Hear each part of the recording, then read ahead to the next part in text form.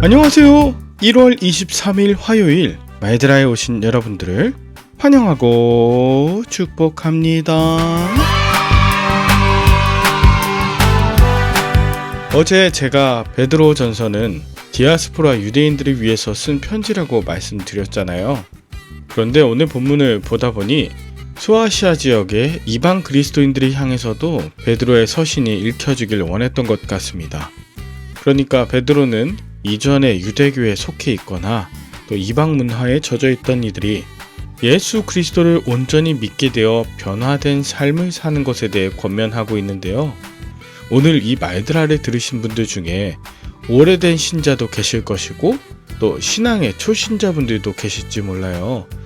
그 어떤 분들이라도 예수 그리스도 안에서 하나님의 말씀으로 새롭게 들릴 수 있게 기도합니다. 말씀이 들리는 자는 모두 축복받은 자이니까요. 그러면 오늘의 말들아를 힘차게 시작해 보도록 할까요? 자, 출발!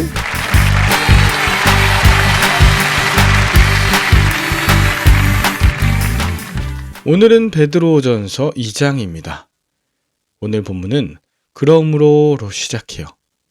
지난 1장에서 썩지 않을 하나님의 말씀을 붙들었다면 이제는 모든 악독과 기만과 외식과 시기와 모든 비방하는 말을 버리고 갓난아기들 같이 순전하고 신령한 젖을 사모하라는 것입니다.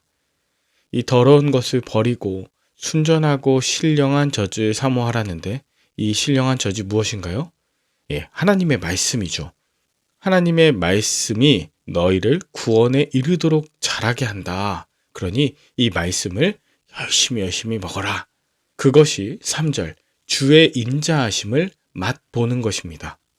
주의 인자하심을 맛본다고 하는데 그 맛이 어떠한 결과를 낳을까요? 4절에 보면 쓴맛이 나와요. 먼저는 사람에게는 버림바가 된다는 것입니다. 그러나 동시에 아주 단맛도 나옵니다. 그것은 하나님께서 택하심을 입은 보배로운 산돌같이 신령한 집으로 세워주시고 또 신령한 제사를 드릴 거룩한 제사장이 되게 하신다는 겁니다. 이렇게 쓴맛과 단맛 모두 다 필요합니다. 하나님의 인자하심을 맛볼 수 있게 하고 또 구원에 이르도록 자라는 데 매우 중요한 하나님의 말씀을 꼭 묵상하시길 바라요. 그런데 이렇게 하나님의 택하심을 입은 보배로운 산돌이었던 예수님의 이 땅에서의 삶은 결국 십자가에 못 박혀 죽으시는 일이었습니다. 이 땅의 정치 권력과 종교 권력이 힘을 합쳐서 했던 마지막 판단이 바로 그것이었죠. 그런데 하나님은 사람들의 그러한 판단을 뒤집어 엎으셨습니다. 죽음에서 끝난 것이 아니라 하나님의 부활 사건에서 그것을 뒤집어 엎으셨죠. 사람들의 판단과 하나님의 판단이 다를 수 있습니다. 따라서 이 땅의 오늘날의 신앙인들은 누구의 판단을 염두에 두고 살아가야 하는지에 대해서 보다 분명하게 선택할 수 있어야 합니다.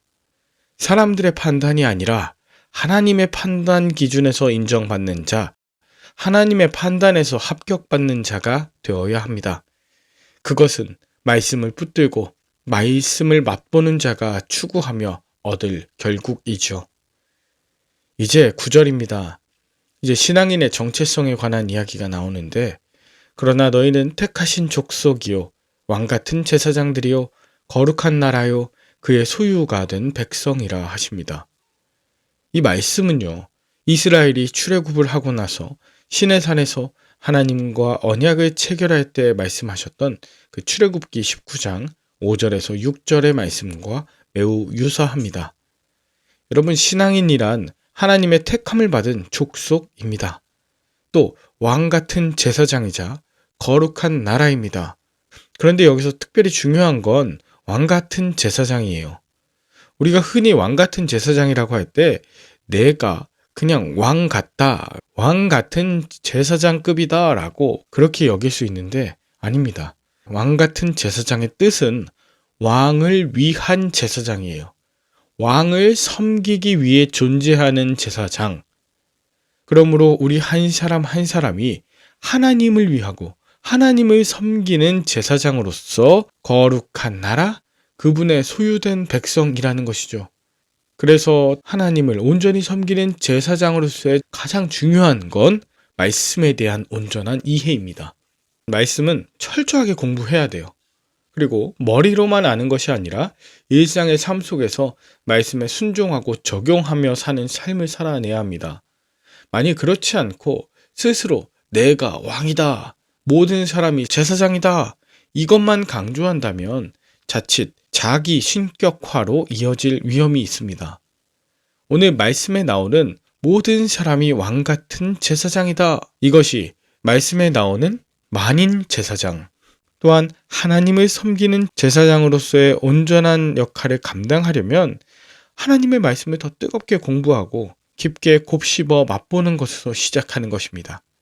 계속해서 10절에 보면 너희가 전에는 백성이 아니더니 이제는 하나님의 백성이요 전에는 긍휼하심을 얻지 못하였더니 이제는 긍휼하심을 얻은 자라 합니다. 이것을 통해서 베드로의 편지를 받는 수신자가 예수님과 상관없이 살던 디아스포라 유대인들일 수도 있지만 이전에는 하나님 자체를 알지 못하던 이방 그리스도인일 수도 있는 겁니다. 그런데 그들이 주님과 상관없이 살던 삶의 공통점은 어땠습니까?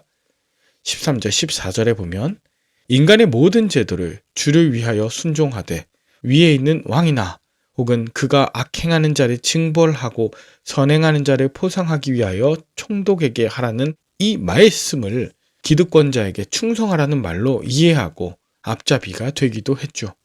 그러나 예수 그리스도를 알게 된 신앙인들은 말씀에서 이 권력에 대해서 어떻게 말하고 있는지 바로 이해해야 해요. 신약에서는 신앙인이 이 땅에 있는 정치 권력에 대해서 취해야 할 태도를 크게 세 군데에서 말하고 있는데 로마서 13장 그리고 오늘 베드로전서 2장 13절과 14절 또 하나가 있는데 요한계시록 13장입니다. 하나님께서 세우시는 권세는 하나님의 통치하심을 대리하는 자일 때 유효합니다. 가령 요한계시록 13장에 나오는 그 위에 있는 정치 권력은요, 사탄의 하수인으로 존재할 때가 있다.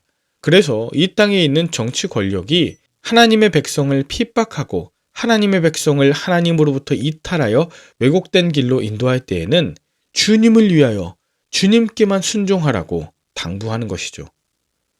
로마서가 쓰여질 당시와 베드로전서가 쓰여질 당시보다 요한계시록은 훨씬 더 노골적이고 집요하게 사탄의 하수인들이 하나님의 백성들을 괴롭히고 있었던 상황이었기 때문입니다. 이 땅의 정치 권력이 하나님이 원하시는 방향으로 나아갈 때는 우리는 모두 박수를 치고 함께 동역해야 합니다.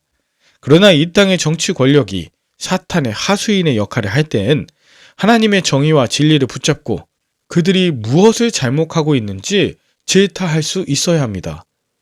이것이 이 땅의 정치 권력에 대한 신앙인들의 올바른 태도이자 하나님이 권세자들을 세우신 것을 온전하게 이루는 일입니다.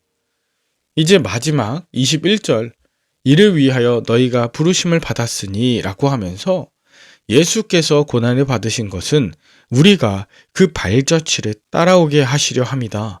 죄를 범하지 않으셨고 거짓이 없으셨고 공의로 심판하시는 하나님만 의지하시며 결국 십자가에 달려 우리 죄를 담당하셨으니 이 예수님의 길을 명확하게 이해하고 그 부르심에 온전히 순종하여 따르라는 것으로 오늘의 본문이 마쳐집니다. 여러분은 오늘 본문을 통해 무엇을 느끼셨나요? 하나님의 말씀을 온전히 붙들고 맛보는 자의 결국이 먼저는 고난이죠. 쓴맛입니다. 그러나 그 뒤에 단맛과 하나님의 부활이 기다리고 있습니다.